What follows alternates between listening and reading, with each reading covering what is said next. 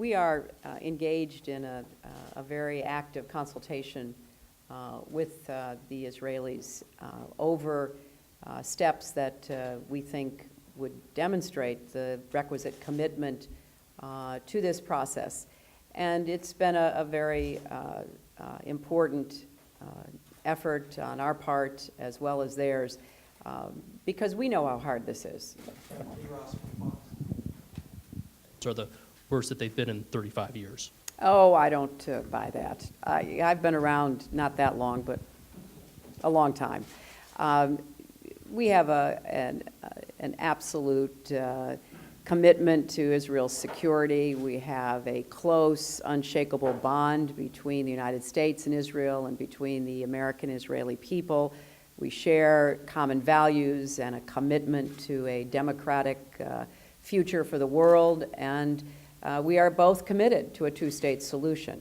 But that doesn't mean that we're going to agree. We don't agree with any of our international partners on everything, and with respect to the announcement that occurred when the Vice President was there, we've expressed our dismay and disappointment, and we have, as I said earlier, engaged in consultations with our partners in the peace effort, the Israelis and the Palestinians, about the way forward, because we are very committed to achieving the two-state outcome. That is the goal.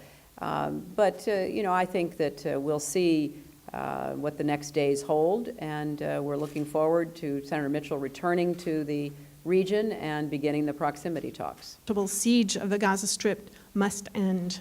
Is Minister Martin right? We want to alleviate the suffering in Gaza, and we want to see a political solution to the conflict between the Israelis and the Palestinians.